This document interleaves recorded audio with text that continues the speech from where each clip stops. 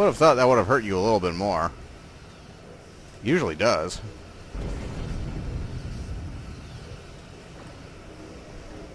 I don't think so.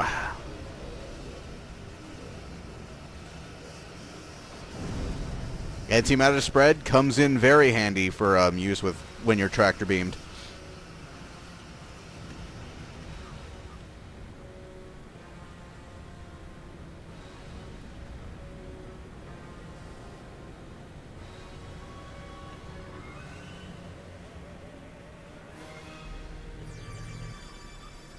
The only problem is it has a steep recharge time.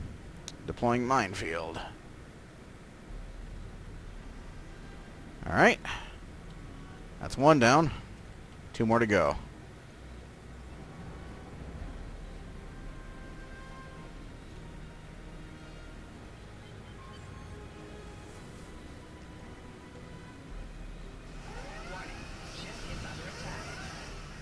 You so screwed.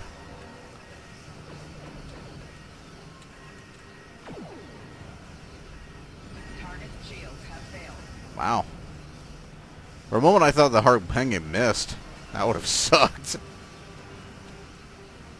Okay. Let's get rid of those 2 others. Oh. They just died. Well, that sucks.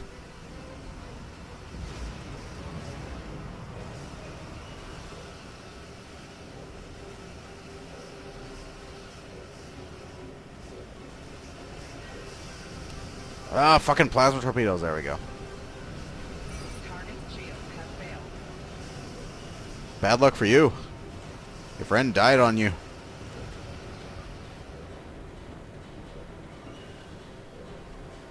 Alright. So where's the thing I have to deploy it at?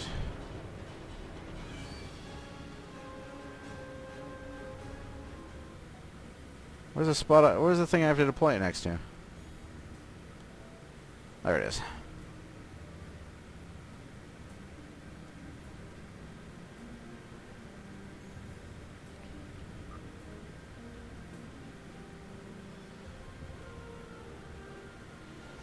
Okay, that's 2. And of course, there's another Mo guy.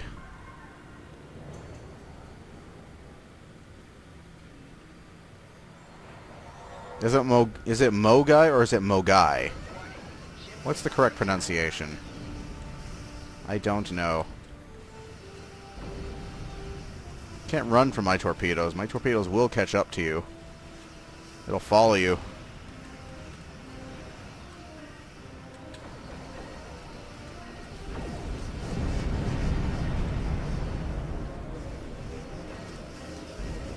Oh, this is a problem. Not anymore.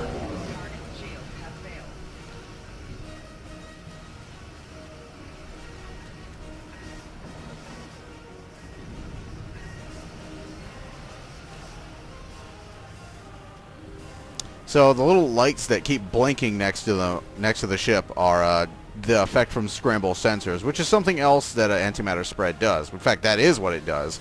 Is it scrambles their sensors, and that's the reason I love using it to get out of tractor beams, because not only will it break tractor beam locks, but it will confuse the hell out of everybody nearby, and that'll give me a chance to get away and do some damage.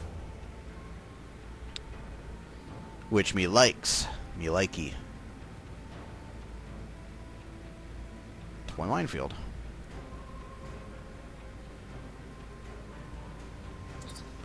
Captain, the mines require time to synchronize their AI network.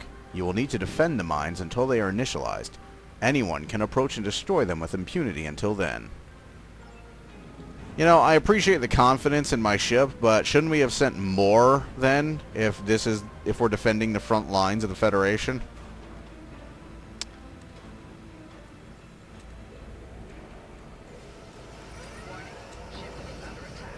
So, little note, you can actually sort of cheese this by prolonging the fight with the first guy that comes out. And then you can kind of complete the mission with a minimum of fuss. So what I just did was I deployed a heavy phaser beam turret. Those things are craftable through the duty officer system, and they come in handy. Sometimes to provide another target for the enemy to shoot at, sometimes for just a little bit of extra firepower. They also come in handy for the special task forces, especially Kittimer Accord. When you want to make sure that none of the enemies get past a certain point, you can actually have your team mine that point with like beam turrets. Do always go with heavy beam turrets. Never go with torpedo turrets. They fire very slowly and they're not that great. But the beam turrets, on the other hand, are fantastic. You can already see us sort of working over that one thing, and that might kill the beam turret. Oh, I guess it didn't. Yeah, beam turrets are a little bit more sturdy, but sometimes, like right now, they require a little bit of looking at. Fuck. Sometimes they can require a little bit of looking after. So if you're deliberately barricading off an area with turrets, or if you're setting up like a defense perimeter with turrets, make sure to have one of your healers fly by those turrets and occasionally heal them, because they are quite fragile. They also have a 9-minute recharge time, which that can hurt a lot. So make sure that you are aware of that when you're using them. Make sure to save them for when they're needed, for when it will most count.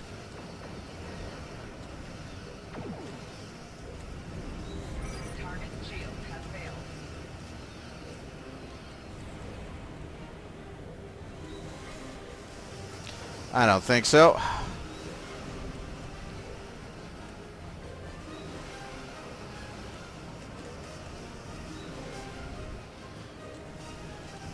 If you're wondering why I used eject warp plasma there, that's a little bit of a tactic I've developed, where if I get tractor beamed by a Dederidex, I will use that eject warp plasma and sort of intercept the plasma torpedoes it fires, because it loves to fire like a chain of plasma torpedoes.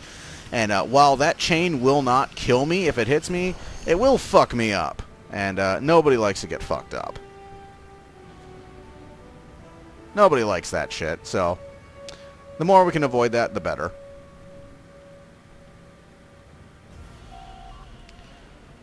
I may have been an error, Admiral. You are more competent than you appeared to be. Bitch, I am sorely tempted to chuck you out the airlock, so if you don't have anything nice to say... The mines are operational and the transwarp conduit is safe. I will include my positive evaluation of your performance in my report to Starfleet Command. Well, you know, your approval means a lot to me, Slarin. Go back to your lab and annoy your staff, please. The mines are active, Captain. Federation ships will be able to use this transwarp hub, but Romulan and Klingon ships will be blocked. They'll have to travel by normal means, and even at high warp, Starfleet should have enough time to detect an incoming attack and prepare a defense. I'm glad we've done our part to keep the core world safe, Captain. We can depart from this system on your command. Depart system.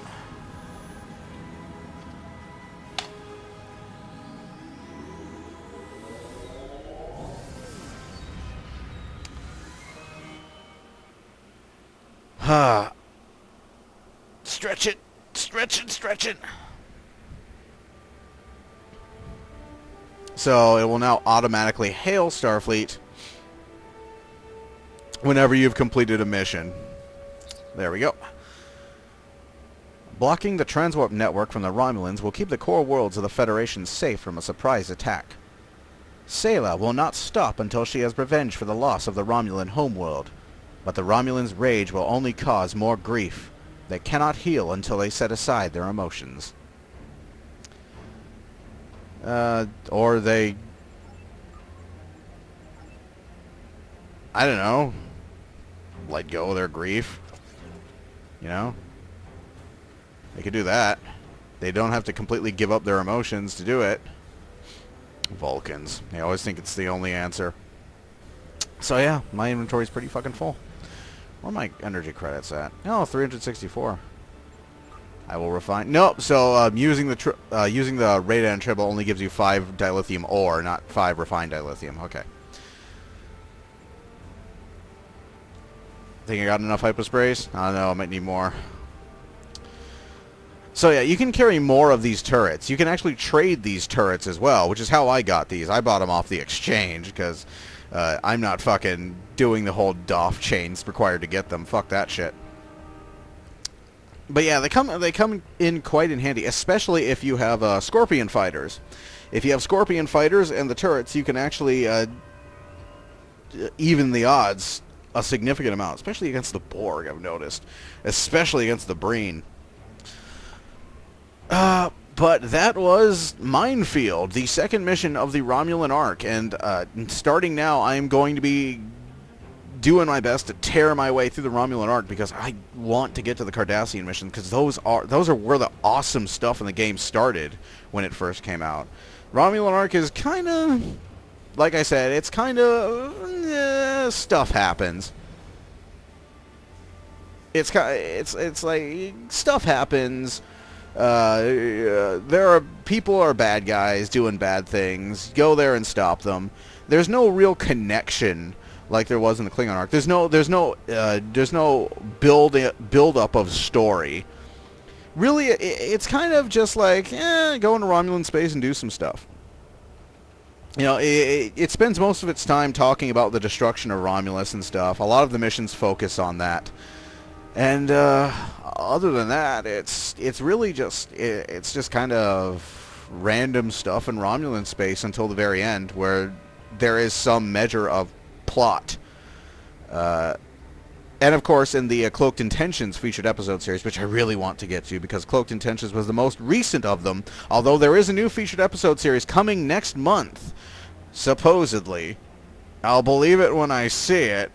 But there is a new the Deep Space Nine featured episode series is next month, so I'm looking forward to the tech upgrades that they have made for it, and I'm looking forward to the Deep Space Nine pack, because as they did with the as they tend to do, they make value packs of stuff. So the Deep Space Nine value pack, and I'm assuming that it's a Deep Space Nine. That's what it's going to be called. I'm assuming it will include the Tactical Escort or the Sao Paulo, one or the other. It would make sense if it were the like the Vice Admiral level Tactical Escort, like the Tactical Escort retrofit. It would make sense if it were that, because that's the Defiant from Deep Space Nine. It includes a new interior of the Defiant. You know, the interior of the ship, the Defiant, that is actually shaped like the Defiant to make it a little bit more believable, is actually somewhat more realistically proportioned, and I actually may be using that as my ship interior once it comes out. In fact, that's one of the main things I've been saving up my dilithium for, is to buy the C-Store points for that pack. So I know it's going to include the bridge. It's also going to include the Chaffee, which is a shuttle that was only really seen once on Deep Space Nine. Was it once? Was it only seen once, or was it seen? Was it? He was in the Search. Like it was in the Search, like a season 3 episode, or like the second half of the season 3 premiere. Where they first got the Defiant and they took it out in the Gamma Quadrant, and they escaped like this attack on the shuttlecraft. Like, did we see the shuttlecraft itself, or did we see the inside of that shuttle? I'll have to like go up on Trek Core and look at the screenshots, or I could just watch it again on Netflix. It's a really great. It's a great episode. Deep Space Nine is a great series. So yeah, it includes the Chaffee shuttle. It includes the Defiant bridge. It includes either the Sao Paulo or the Tactical Escort retrofit. Like I said, it would make sense if it were the Tactical Escort retrofit that was in there, and not the Sao Paulo, because that is the Defiant. I'm unsure if it includes the uniforms, although like the TOS pack includes the uniforms. I'm pretty sure the Deep Space Nine pack will include the uniforms from Deep Space Nine. What else? It's gotta come with like a. I don't know if it comes like with a weapon or anything. Maybe it'll come with like the Vedic robes that were briefly on the live server. That was actually kind of a glitch. I don't think they were supposed to be available yet, but wearable by players. So I imagine the Deep Space Nine pack, they will either be a reward for the Deep Space Nine value pack, or they will be a reward for one of the missions in the featured episodes. Maybe the final mission will give you the Vedek robes, because I know for a fact that the Bajoran prophets are somehow involved. So maybe after it's over, you get like the Vedek robes on you. Like the Bajorans go, "You spoke with the prophets. Here's a robe," and they chuck a robe at you. I don't know. Let's go ahead and finish this off on the ship. Let's go ahead and finish this on the bridge.